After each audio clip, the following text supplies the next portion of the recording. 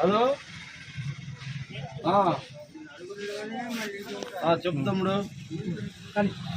తమ్ముడు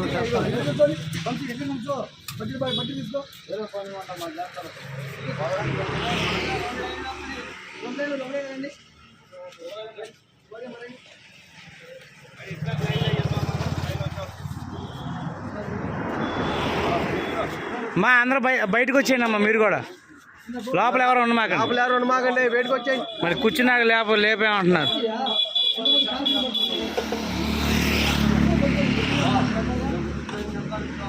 రండి బాబు అన్న, బయట రండి, యువతకు వచ్చానండి.